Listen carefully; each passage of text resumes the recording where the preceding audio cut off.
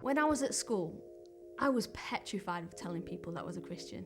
Honestly, I was rubbish.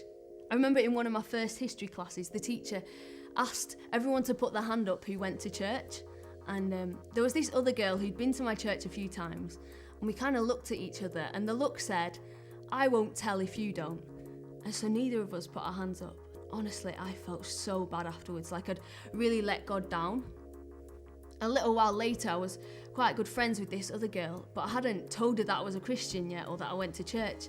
And I was so scared that she would fall out with me or that she'd make fun of me. And so it took me ages to pluck up the courage to tell her.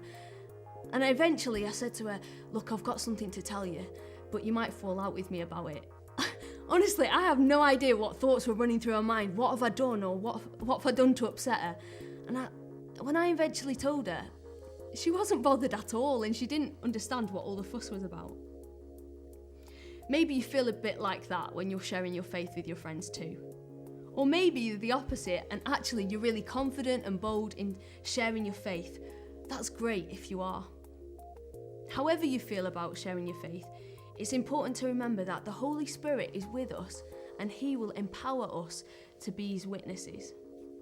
Why? Because it is God's desire that the whole world will know how much He loves them, that they'll know that Jesus died on the cross for their sins, and that they can come into relationship with God too. So we're invited to partner with the Holy Spirit in the mission of God, and therefore He will equip us to do it. We don't have to do it on our own. In Acts 1 verse 8 it says, "But you will receive power when the Holy Spirit comes upon you, and you will be my witnesses, telling people about me everywhere, in Jerusalem, throughout Judea, in Samaria, and to the ends of the earth." Just a few verses after this, in chapter 2, we see the disciples being filled with the Holy Spirit for the first time.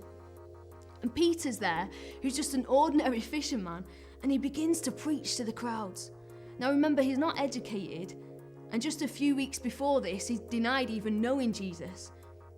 But because of the Holy Spirit at work in him, he's able to preach boldly to thousands of people, and 3,000 people became Christians that day.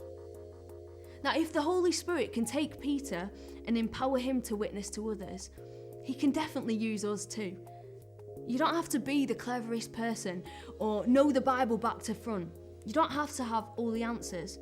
You simply have to be available to the Holy Spirit and trust Him to equip you as you partner with Him in His mission. Why don't you think of two friends who don't know Jesus? Begin to pray for them regularly and ask the Holy Spirit to give you opportunities to share your faith with them.